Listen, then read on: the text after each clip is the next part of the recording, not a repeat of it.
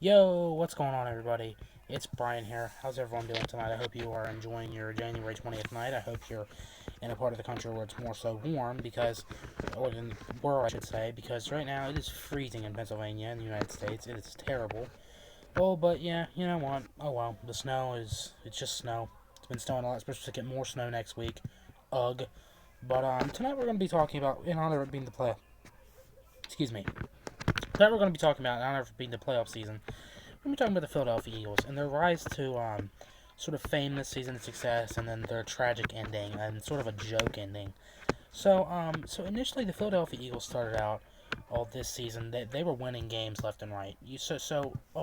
Last season what happened was the Eagles they did really well. They made it to the Super Bowl. Of course, Patrick Mahomes ended up defeating them. Thank God. But Patrick Mahomes ended up winning. The Chiefs ended up defeating them in the Super Bowl. But still, to make it to the Super Bowl, whether you win or lose, even if you lose in a landslide, you still made it to the Super Bowl. So their next season looked pretty promising. In fact, they were only predicted to lose one game.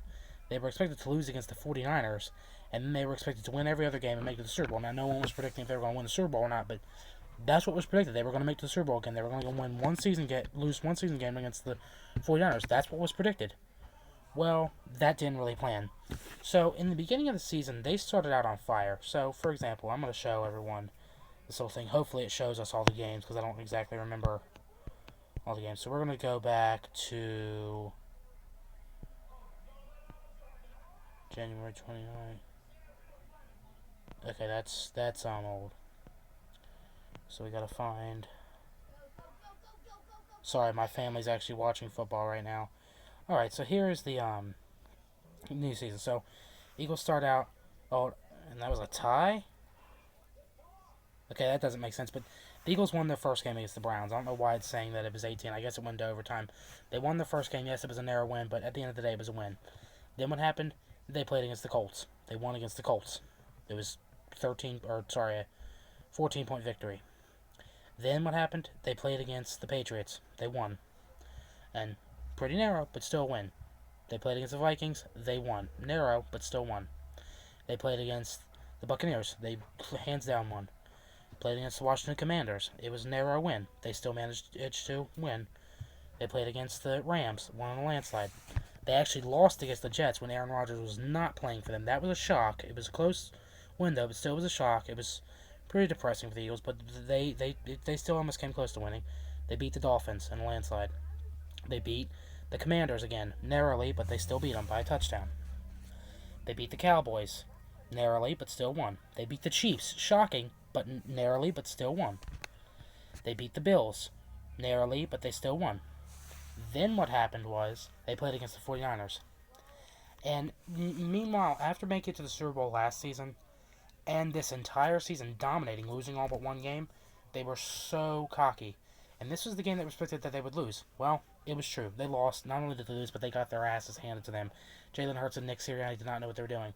You'd think maybe they'd tone their cockiness back after, losing a game, and especially losing in a landslide, losing one of the greatest teams, losing one of the bad teams. No, they kept with their cockiness. What happened then? And on December 10th, the Cowboys whooped their ass in a landslide. It was a 20-point victory, or sorry, an 18-point victory. Oh my lord, the Cowboys. Oh yes, a 20-point victory. I'm sorry, I'm terrible with math. The Cowboys, they won in a landslide. They kicked the Eagles' ass again. So you'd think after having 2 weeks in a row of landslide losses, would the Eagles get their crap together and stop with this cockiness and this rudeness, arrogance? No, they lose their next game. Yes, it's not a landslide, but at the end of the day, it's still a loss. They ended up losing 3 games in a row. So then they're able to come back in on December 25th, Christmas Day. They're able to come back and they're able to win. They're able to, win narrowly. It was only a touchdown, but they were able to win. They were ultimately able to win. So it was Baby able to get things back on track. They're losing 3 weeks in a row from being cocky and not getting their crowd together. So then what happened? They faced against one of the worst teams in the NFL, the Cardinals. And yes, it was a narrow loss, but still they ended up losing at the end of the day. This is a team that was winning games left and right in the beginning of the season. They ended up losing. What happens? Rematch against the Giants, they get their asses handed to them. And so, Jalen Hurts, their cocky little quarterback, he plays in the first half, doesn't score nothing, so the backup comes in. That wasn't because Jalen Hurts was sucking. I mean, it's a good thing they put him out, but they ultimately, a lot of teams were doing that because they didn't want him to get hurt in the playoffs. For the playoff, they don't want him to get hurt so they can play well in the playoffs. It's the usual thing. They end up losing in a landslide. Their actual backup quarterback ends up doing them better than Jalen Hurts does. They still end up losing, though. Then they're in the playoffs. They managed to get to the playoffs because they won 11 games, so they were in the wild card. What happens? Tampa Bay, Baker Mayfield, they own Jalen Hurts and Nick Sirianni. They whoop their ass. And the Eagles are out now.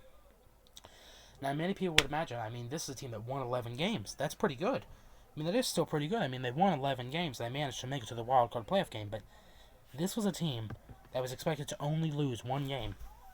And if you include the playoff game, let's count them here. 1, 2, 3, 4, 5, 6, 7. Sorry, hold on. I didn't look at that right. They lost against the Jets. That's 1. The Cardinals, that's 2. The Giants, that's 3. Dallas, that's 4. Or 49ers, that's 5. And then the Buccaneers in their playoff game. They ended up losing 6 games when they were only expected to lose 1. That's including the playoff game. And you wonder, why is this? Now, some say it's bad management. Some say Jalen Hurts isn't as cracked up as he is. I think it's a little bit of both. I think all these players that they act like are so great, like A.J. Brown and Jalen Hurts and all them, I don't think they're as great as they perceive them to be. And then I also think the team does have bad management. I think they need a new coach. So my advice to the Eagles would be is get rid of the cocky players. Get rid of the cocky players and get rid of the cocky coach. Do a total sweep in new management and get a new quarterback and get rid of A.J. Brown and them. Because I'm telling you, every time that you have cocky players, they don't do well. Like, for example, sorry, that's my family. They're actually watching football right now. But Tom Brady, anytime that he was really cocky in the season, he didn't do well. That was one of the years they ended up losing the Super Bowl or didn't end up making it to the Super Bowl. He didn't end up doing as well. If you get a new quarterback and you replace A.J. Brown and get all new management and all that, you get people that are just in the game to try to win the game. They're confident. They're not there to be cocky. You get good management. This could be a number 1 team. Now this isn't just Jalen Hurts and A.J. Brown, and Nick Sirianni, the coach.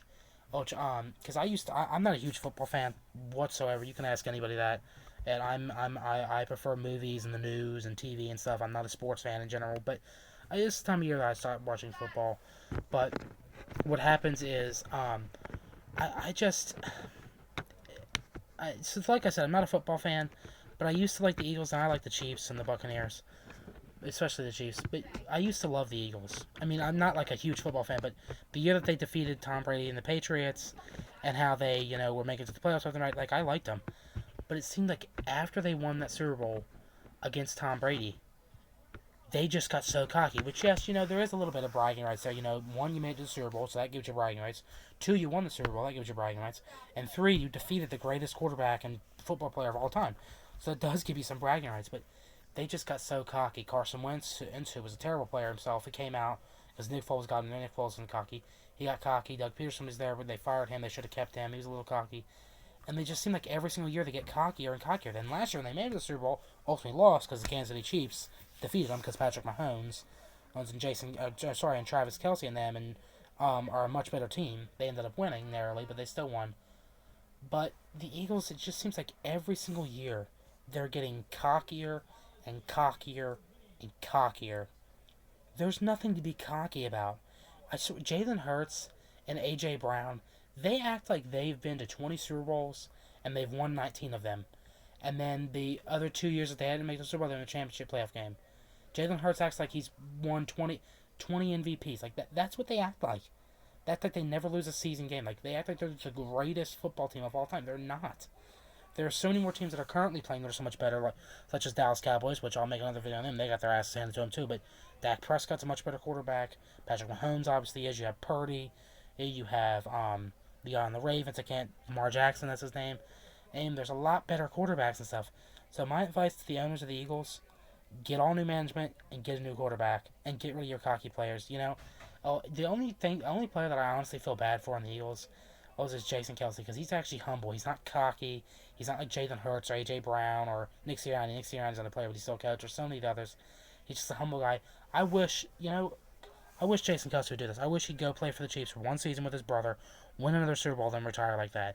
But you know what? The Eagles are his home. It's unfortunate that they have a terrible coach and a terrible quarterback that will not turn their team around. But you know what? Oh well. And I'm not trying to offend you if you are an Eagles fan. I know a lot of people that are Eagles fans. I have family members that are Eagles fans. I have friends. I have neighbors. I have co-workers at my jobs that I've had in my current job. So This is an Eagles area. I live 40 minutes outside of Philadelphia, so I'm definitely in Eagles territory. But so I'm not trying to offend you if you are an Eagles fan, but you got a lot of reform to do to get that winning streak and that Super Bowl material back. Alright, everyone. That's it for this video. Let me know in the comment section what you think about this. I appreciate you taking the time to watch this video. Before this video ends, I want to say we're at 94 subs. Another sub, thank you so much. We're only 6 subscribers away from 100 subs, so please keep it up. Thank you all so much for watching this video. Thank you for the love and support. I appreciate it. So as always, the usual, please like, share, leave a comment, favorite, and most importantly, please subscribe to the channel. Alright everyone, thanks for watching. God bless you and have a good night.